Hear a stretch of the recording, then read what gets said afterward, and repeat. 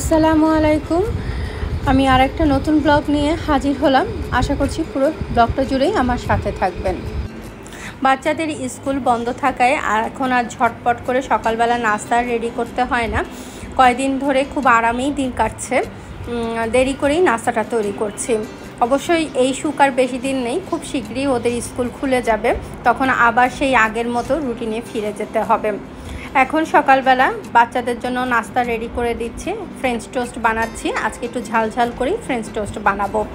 আমি এই ঝালঝাল ফ্রেঞ্চ টোস্টের মধ্যে আমি কাঁচামরিচ, পেঁয়াজ তো দিতেই হয়, আর এর মধ্যে আমি একটু সামান্য চিনিও দিই। এতে করে একটু ঝাল মিষ্টি হয়। আর এর মধ্যে আমি লিকুইড দুধটা দিয়ে থাকি। মানে আমার কাছে মনে হয় যে এতে করে ফ্রেঞ্চ টোস্টটা খেতে বেশ মজাই লাগে। আর আমি এখানে বাটার দিয়ে ভাজছি। বাটার দিয়ে হয় কি একটা সুন্দর একটা ফ্লেভার আসে, বা খেতেও অনেক টেস্টি হয়ে থাকে। এখন আপাতত বানাচ্ছি আমি আর আমার ছোট ছেলে একসাথে নাস্তা করব, কারণ বড় ছেলে এখনও ঘুমাচ্ছে। ওই যে পরীক্ষা হয়ে গেছে, এখন তো আর তার কোনো পড়াশোনার ঝামেলা নেই। ও বলছে আম্মু আমাকে কয়দিন একটু ঘুমাতে দাও। তা আমি ভাবলাম যে ঠিক আছে, বেচারা অনেক কষ্ট করেছে, এখন আল্লাহ ভরসা বাকিটা।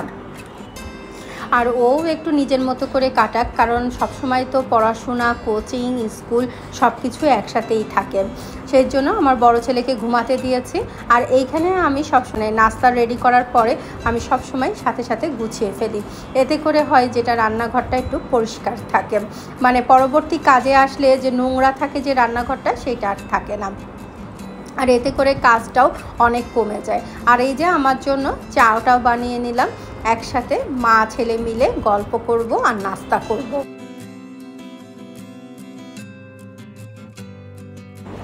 আমার ছোট ছেলে বলল আম্মু খুব মজা হয়েছে, অনেক মজা হয়েছে। এইভাবে কালকে তাহলে কি নাস্তা হবে, মানে ও নাস্তা শেষ করতে না করতেই আর একটা প্ল্যান করে ফেলে যে কি নাস্তা করবে।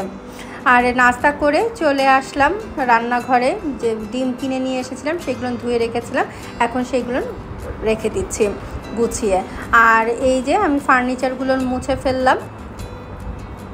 মানে এইভাবে মুছলে কিন্তু বেশ সুন্দর করেই মোছা হয়। আর হঠাৎ করে বৃষ্টি নামলো, দৌড়ে ছাদে চলে আসলাম। মানে এখন বৃষ্টির কিন্তু কোনো নিয়ম কানুন নাই, মানে বলবো যে সকালবেলা মানে দেখলাম কড়া রোদ উঠেছে, সকালবেলা দৌড়ে ছাদে যে কাপড় দিয়ে আসলাম। কাপড় দিয়ে কাজ করতে করতে দেখলাম বৃষ্টি নেমে পড়লো, মানে ঝুম বৃষ্টি।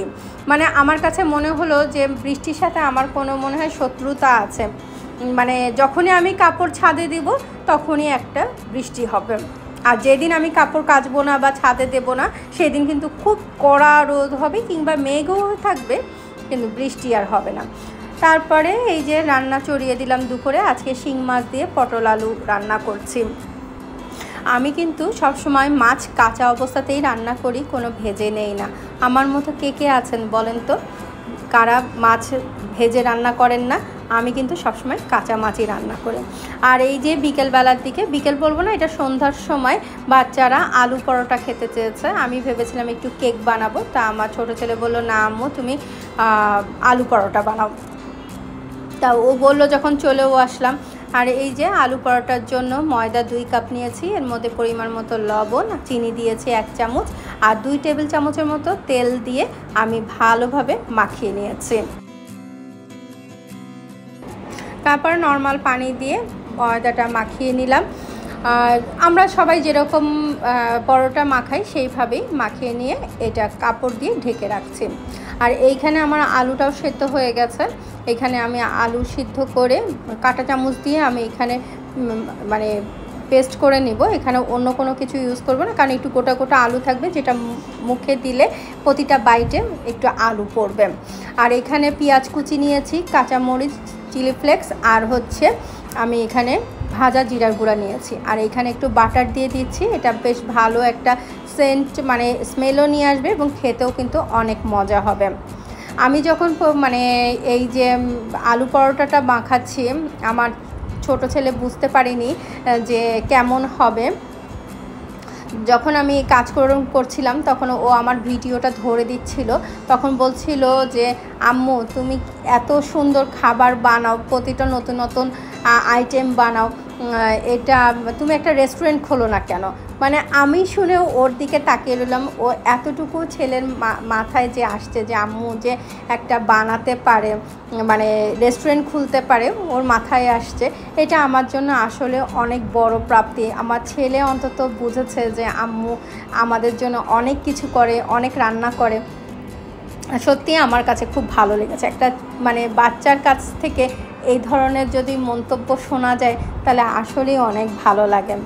আর এইভাবে পরোটা বানিয়েও কিন্তু ডিপ ফ্রিজে সংরক্ষণ করে রাখা যায়। আলু পরোটা প্রয়োজনে গেস্ট আসলে বা বাসায় নিজেদের প্রয়োজনেও কিন্তু বানিয়ে খাওয়া যায়। প্রতিদিন তো আর কষ্ট করা তো সম্ভব হয় না। ডিপ ফ্রিজে বানিয়ে রাখলে যখন তখন কিন্তু বানিয়ে খাওয়া যায়, মানে ভেজে খাওয়া যায়। আর এইটা যে এত মজা হয়েছিল পরোটাটা, মানে কি বলবো।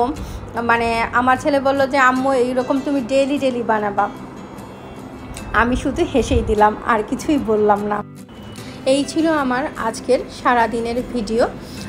সবাই ভালো থাকবেন, আর আমার চ্যানেলটি ভালো লাগলে সাবস্ক্রাইব করে আমার সাথে থাকবেন। সবাই ভালো থাকবেন। আসসালামু আলাইকুম।